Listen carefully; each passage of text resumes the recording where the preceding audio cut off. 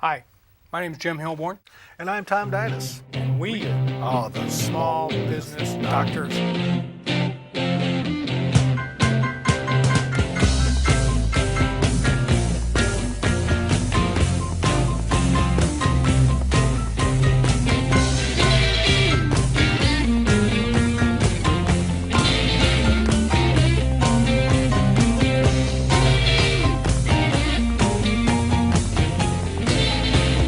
And I've been taking care of business every day. Taking care of business every way. I've been taking care of business. It's all mine. Taking care of business and working overtime. How are you doing tonight, folks? This is one of a multifaceted series. We put out a number of these, and we're going to continue putting them out. We're trying to develop, and we have developed, a pretty substantial library of educational tapes for those of you who are interested in small businesses and how to successfully run a small business. The secret of small business, as we say, the business of business is business. Right. And tonight we're going to talk about Buying a buying business. business. Yeah. Buying a business. So I've gotten a few death threats to stop doing the show, but I think we ought to power on anyway. I sent those. Yeah. But yeah, but Oh, you want a new partner? with oh, the yeah, nice. with the cutting out the thing. Yeah, but no, we do. You know, there are two things when you go into business for yourself. You're either going to start from scratch with a zero customer base or a promise of a few customers or maybe just one customer, or you're going to buy an existing business. Both of those avenues to opening a business or have some positives Very and much some so. negatives. Yeah, and that's one of the things we're going to start off. We're going to cover a couple of pros and cons between, buying the business versus starting up. Because we've done a startup business, a couple facets of that, and so we're going to kind of concentrate on the positive aspects of buying the business and the negative aspects of those, which aren't necessarily juxtaposition from starting up, but have some relationship to them. Yeah, let me just interject, Tom, because I forgot to tell people that I'm an attorney and you are a financial / tax preparer and tax consultant. Tax consultant, And so small we all- business advisor. So and we we- see a lot of small businesses. We do, and we often look at these things from completely different angles. Right. And, so but remember that. And so we're kind of sitting down, and I'll bring the legal aspect of it to you. And Tom is going to be talking about more tax planning and Accounting, and yeah. a financial bookkeeping Right. type of program. So, yeah, Right. go ahead. Sorry. Well, anyway, but some of it, let's start with some of the positive reasons you might want to buy a business. And one of them, a lot of people don't really think about, is that it's instant cash flow. When you're starting up a business, you have to develop a client or customer base. You have to get product, and you have to sell the stuff. You have to wait till your receivables come in. And so there's this time lag. But if you buy a business, you're in business now. I mean, Exactly. things are happening. You got money coming in. You got expenses going out too. Hopefully you keep that in balance. So your feet are in the fire immediately. And it's always like sometimes the curses are blessings and blessings are curses. You don't really know how it works out until you actually jump in and do it. But that could be a very positive aspect, instant cash flow. Another one, you're buying a turnkey operation, which means you're going to walk in there, you're actually going to take your new key, open it up, walk in, all your systems are in place, hopefully all the equipment that you need is serviceable and operational, and you have trained employees if that's available. And so you go in there and you become the owner manager from day one. Now, we'll talk about how some of these things, have their problems down the road if you're not really prepared for that position. And another thing is you're buying the established reputation of that business. That's right. That's a positive thing. It's Uh, also one of the potential very negative things. Exactly. Yeah. Because you are buying an established reputation. And maybe there's a reason this person is selling this business. Could be, and, yeah. maybe he doesn't have that good of a reputation.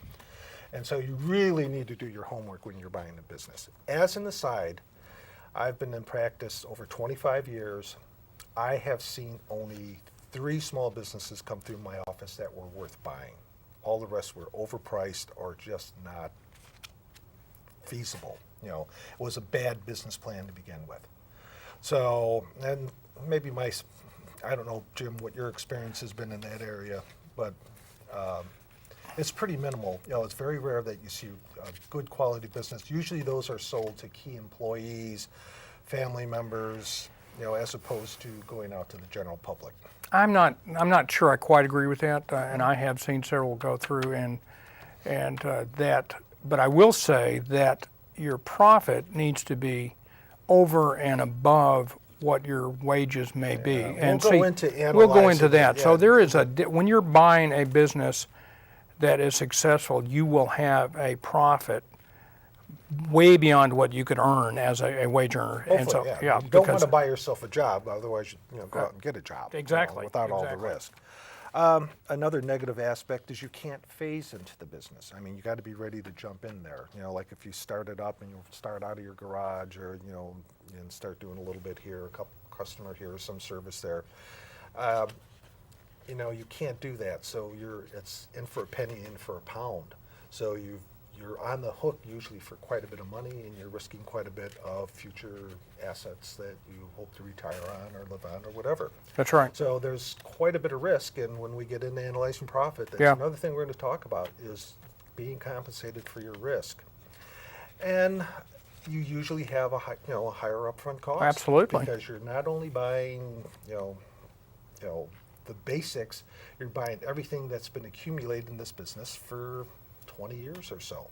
And it's pretty often that you're going to be carrying an extra note and having to pay that every month that the guys that are there now don't pay. You have what is known as a new capitalization rate. Exactly. And it's like the person who owns this business and they say have the real estate, maybe they're making a $1,200 a month payment on this real estate. But when they sell it to you, you now have a new rate. The property's increased by 2 or 3 times the amount, so the payment's gone up 2 or 3 times. Right. So you have, and that's what's called a capitalization rate. You have a higher base cost in the capital. Now, valuing the business, you know, the seller is going to put out a price, and my mama says you can always come down. So most people start at their desired amount, what they think. You know. Well, they probably put it out there at more than they think that anybody in their right mind will pay for it. Yeah, right. And just hoping that somebody comes by and says, and I don't blame them, I would too, Yeah. but hoping somebody comes by and says, gosh, that's a great idea, you know, somebody from out of town. Yeah. And Usually in the Northwest, it's somebody coming up from California. that we're going to fleece. in the Northeast, they're coming up from Boston, you know, Yeah, but New yeah. York. But So everybody's got their dreams customer. So how do you as a buyer evaluate the price that's being given to you? Now, Jim and I are going to do another show on how to sell your business. And I think a lot of times, I think people should see both, just so Absolutely. you get the perspective what the other person is thinking. But the value of a business, and when I have clients, you know, talking, so how much is my business worth? And I said, you know, you've come in here and has said on a bad day, if somebody gave me $75,000, I'd give them this thing today. I Right. said, but it's been good the last couple months, and now you want $350,000. You know, the reality is probably somewhere in between there. The value of a business will change day to day, and sometimes hourly. Yeah, I see what you're talking about, absolutely, yeah. And because of the emotional, you know, you're not dealing with a pure market, an efficient market like the stock exchange where Right. you've got thousands and hundreds of thousands people buying and selling the stock. You have one person that's going to sell usually, maybe two, hopefully not two, because then it gets just crazy. But, you know, usually one person and one buyer. And the dynamics of those two people will change. You know, and you say, well, how can it change hour to hour? Health issue. Somebody's working, you know, and the lab test comes back and they test positive on, you know, on some cancer issue or whatever. You got 6 months to live. Yeah, and all of a sudden money doesn't mean that much to them. You know, I hate to think, you know, the old Rothschilds banking family, you know, buy when there's blood in the streets, you know, apply to situations like this. And, you know, maybe the person's having financial problems. So what? Divorces. Divorces, yeah, you know. affairs, yeah, All those things, all yeah, those yeah. things play into it. And so what happens is, I remember one client I had, and he said he bought this house, and it was a beautiful house, and he got it for half of what I thought it was worth. And I said, how'd you get such a good deal? He says, well, the guy had an affair with his babysitter, and everything just went to hell overnight. And nobody wanted to live there. Yeah. So how do you arrive at your price? First of all, one, you need to know that the industry that you're going into. What's happening in that industry short term and long term? One of my favorite examples had a client who bought a vending machine. It was a pinball machine company. They took the pinball machines, put them in bars and taverns and pool halls and whatever, and had a great track record, but all of a sudden these newfangled video games were coming in. So all of a sudden, not only was he making payments to buy all these pinball machines, but they were becoming obsolete weekly.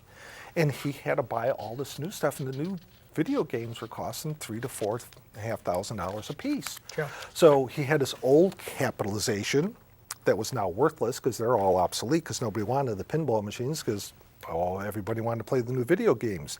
And they went obsolete in 18 months at most. So he had to get them paid off within that period of time. And so basically it broke him. He couldn't do it. Another interesting thing about that business was it, of course, all cash. You're talking coins. And at that time, the accepted business practice was everybody just reported half of everything that was counted out of the slots every day. And he said, I can't do that because I can't pay all my bills. Exactly. So I said, well, Suddenly he's making more, yeah. Yeah. Oh, yeah. I said, well, you're responsible to report all your income. So that was the least of his problems. So knowing the industry, look for trade journals, talk to people in similar businesses and other places, what they're facing, and see if you can get a feel for what's happening. The marketplace out there is changing drastically with the advent of the web.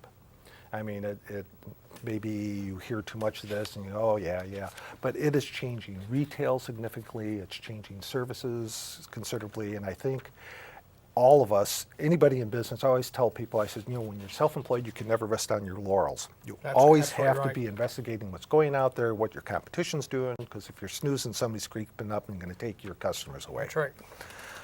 So know the industry. Now know the business that you're buying, the specific one. You go, well, how do I do that? Are there employees? Do they go out for a drink on Friday nights after they get paid? I'd be going to that bar. I'd be sitting there. I'd buy a couple rounds. Stock them. Stock them, yeah. No, buy a couple rounds. They get all loose. They'll tell you everything. There's two things you can learn. One is maybe the business is in more trouble than anybody realizes because they can see what's going on. They see orders cut back. They can see quality being cut back or whatever. Also, they might put up a good bitch section and tell you how basically better the business could run. It could go either way. Oh, sure, probably both ways. Yeah. I mean, And so your line people are very important to the success of your business. You treat them well. It's the old Burroughs employment thing they were talking about. You pay the person that as much as you possibly can and expect them to do the job. And so your top people, you want to treat them as best as possible, but you expect them to do the job. If they don't, you move them on. Talk to the suppliers, find out as much as you can through them. They talk, the salesmen, they all talk to each other. All the suppliers know each other. Most industries are a lot more closed of a system than you think. And so you can get good information out of suppliers. And anybody else who knows the seller, find out what he's all about. Yeah. And we've often, on this program and earlier segments, we talk about be extremely careful getting into a business that you don't know well yourself. In fact, that's what we call one of our deadly sins. Seven of deadly business, sins, of yeah. Small businesses.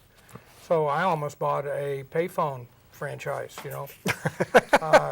being old and stupid and not realizing that cell phones were just right around the corner. And that now you can't find a payphone. Who would have thought those caught on? Go figure. Yeah. Why in the world would anybody want to carry one around? I still don't know, but yeah. Okay, there's certain ways you can buy a business. One is if it's a corporation or an LLC, you can buy the stock. Hey, Jim, as an attorney, what do you think of that idea? I think when you buy the stock of a corporation, you're buying every little single liability that may come, that corporation may have, including old tax problems, including lawsuits, and anything else you can imagine. And could be there for 20 years Yeah. in certain cases. Other side of that, Tom, sometimes in order to buy a franchise, in other words, let's say I'll pick on Roto-Rooter. Roto-Rooter's got a franchise with the company you want to buy, or maybe a municipality, government agency. Buying the stock may be the only way that you can assure yourself of having that franchise assignment approved. Yeah, but you darn sure better have an attorney review the contract and what you're getting Yeah, involved it's, in. you're Yeah. talking complicated here. Yeah. Yeah.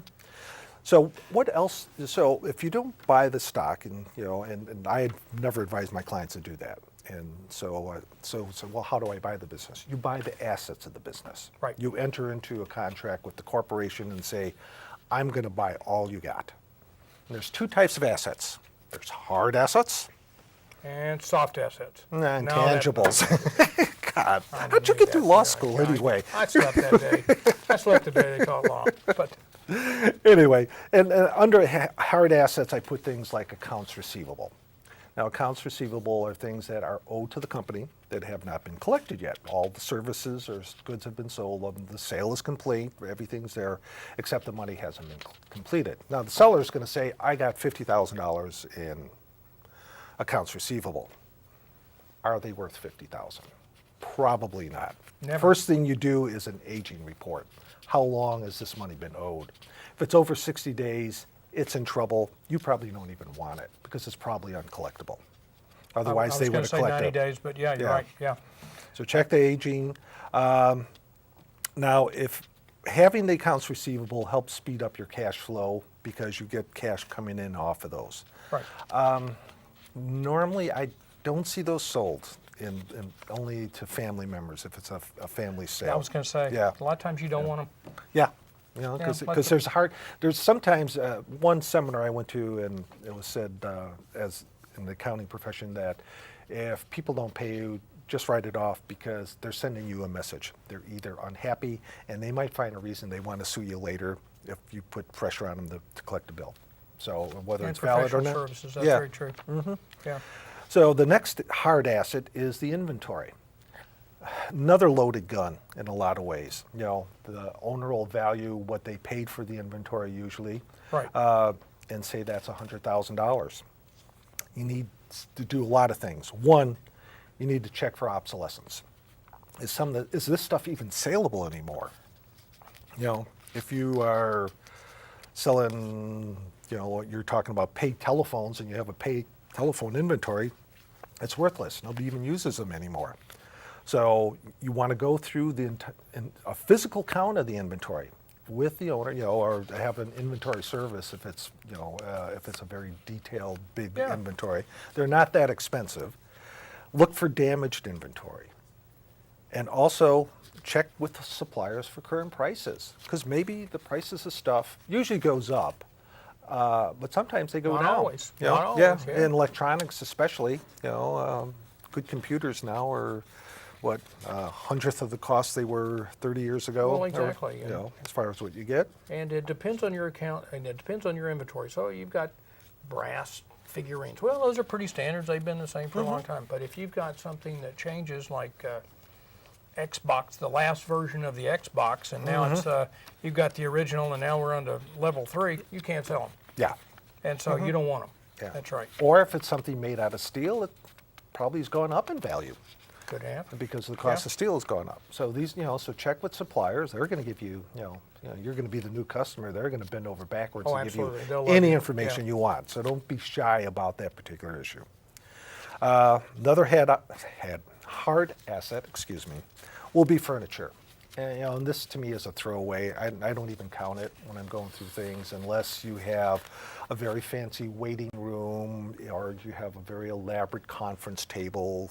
But for the most part, you can replace furniture pretty cheap. But they're going to be wanting pretty well top dollar for stuff that's probably been around for a long time that maybe is not fashionable anymore or is very worn. So.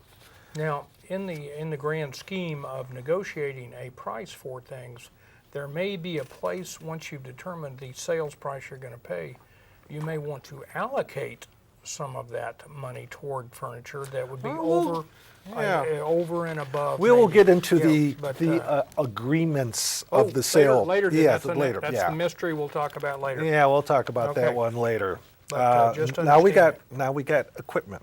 Okay. And this one is, if you have like manufacturing or a machine shop or whatever, same thing as with inventory. Make sure things aren't obsolete. A lot of equipment has gone computerized over the last 10, 15 years. That never was, and so, Right. you want to make sure that what you're paying for it's worth that. Vehicles. Anybody who's bought a used car, you're buying used vehicles. So, you want them checked out, take them to your mechanic or whatever. One of the hardest things to do, though, is specialized or custom-made equipment. This can be an incredibly overpriced or sometimes could be a screaming deal. Exactly. You have something a guy put together I have one client, he's very, very good at putting together production techniques for his small business, his manufacturing business. He's an equipment hound scavenger, and so he scavenges up all this stuff and then he modifies it and puts it together. He might have a couple $100 in it for something that doesn't exist anymore or anywhere. And so how do you place a value on it? So you find out how much it helps the production cycle. You find out how much income it brings in. Right, and that's a good way of a starting point. And then the other hard asset you would have is real estate, and that usually you always get that appraised. Find out what's going on. He's going to have a value. Right. Now you have to realize that you are unrelated taxpayers, so any agreement that you come to is. Don't like my outline. Any agreement that you have is between unrelated people. So it's considered that as long as it's reasonable, you can be on the high end of reasonable on some of these prices, or you can be at the low end. That's exactly Because the next deal that we're going to go through is intangible assets. Yep. What are intangible assets? Not on my outline. Jim just threw it on the floor, I think. Yeah. But Well, that's it's like, okay. oh, well, I remember them all. Intangible assets are. You see what I have to work with, people? Geez. Anyway, intangible assets are things like customer lists, covenant not to compete, goodwill, and all these things had separate issues in the tax code and had, instead of depreciation, when you buy a piece of equipment, you take depreciation over a certain period of time. With intangibles, you take amortization. It's the same thing. You take that cost, but they standardized all the intangibles into a 15-year life. So you have, say you have $15,000 that you pay for intangibles, means you get a $1,000 deduction on your tax return for 15 years. But if you buy $15,000 worth of equipment, you get to write that off over 7 years. Yeah. Yeah. And so you get your tax benefits much quicker. And in the early stages, even when you're buying a business, you want some of those perks up front, maximize your cash flow, because you're going to find things you're going to want to do, you want to expand or whatever. And so, so there's always this play. Now, and the person who's selling it gets a better tax treatment for selling intangibles. So he has a motivation to sell the intangibles at a higher price. You have a motivation as the buyer to get it in the equipment. So that's part of the negotiation thing, and that's something you hammer out and, Can I tell them what goodwill is now? Yeah, go ahead, Jim. Because I didn't know till I was 40 years old. But goodwill is the ability to make a profit. And if the business is making a profit, the seller will generally expect a multiplier of that profit. Now remember, profit is something more than wages paid. So that means profit is something you could expect to receive if you stayed home and did nothing. That's profit. Right. That's profit. So the seller will usually expect a multiplier of that profit. And of course, there is no magic formula there. You see some things where 2.5 times or 3 times. depends on the business. It depends on the business. So, but that's what and, goodwill is. And it used to be referred to as blue sky. Blue sky, You'll still hear goodwill. that. Yeah. Yep. The covenant not to compete is more specific, and that's one where it's a contract that you pay for that the person that's selling you doesn't go into business against you right after he sells you his Exactly. business, because he takes your money, buys all nice new equipment, his cost of manufacturing goes down, and he runs you out of business in a year. Absolutely. So, and that should be in there, you know, and Always. so you assign a value to that. So you can do some playing with these, and it's, like I said, part of the negotiation process. And once again, the more knowledge you have going into the purchase, the more strength you have in Knowledge is negotiate- everything in yes. negotiation. Mhm. Absolutely. And one of the things you can do as the buyer, and you're within your right, and if it's not given to you, I would never enter the deal, is you get copies of at least the past 3 years' tax returns and financial statements. They sometimes will be different. The IRS used to send people around to buy businesses at one time. If the differences were too out of the line, they would sometimes audit the seller. Right. But Another you need reason that. why you buy the assets, not the corporation. generally, Yes, but because yeah, if you bought not the stock. Yeah. because then you're stuck with that tax bill. But anyway, you get that, and unless you are very good and have a background in analyzing financial statements and tax returns, I would get somebody, a professional in, who would do that and help you through that process. Oh yeah, if you can't afford to do that, you can't afford to buy the business. That's yeah, really good. that's a good point, Jim. There are so many ways, and all are considered to be within the realms of the magic, generally accepted Accounting principles. Yeah, and so doubling up on depreciation, fast line depreciation can make a business look profitable when in fact it's not. All very legal to do. All very legal to do. You buy that business, you pay them a little extra because it made a profit. You're so screwed. Yeah, so you don't want to do that. You know- you need to see where it's at. You know, maybe we ought to talk about that profit issue right now. Okay. What is profit? I read one economist, and he was adamant that there is no such thing as profit. First of all, when you look at the business you're going to buy, you take a look at all the costs that they have, and you must realize that your costs are not going to be the same. You're going to have different insurance rates because you're going to have different interest rates probably. Everything will go up. Yes, a lot of things are going to go up, and then you have to look at what the current owner, if it's a corporation or a sole proprietor, what they're taking out in income from that. Then you have to look at what your labor is worth, because you need to be paid for what you're doing. That's and right. So what you want to do is say, okay, I can go out and get a job and I can make $20 an hour. Okay. That's the way I analyze it. Okay. Exactly. So Yeah. that's $1,000 a week. So What are you making now? What are Yeah. you making now? Yeah. What are you making now? So that's $50,000. But you're going to have to pay your own payroll taxes, unemployment, Social Security. So you need to allocate about $55,000 for your wage and benefits. At least, yeah. Yeah. So you take that, add in the new cost. Now you look at, see if there's anything left over.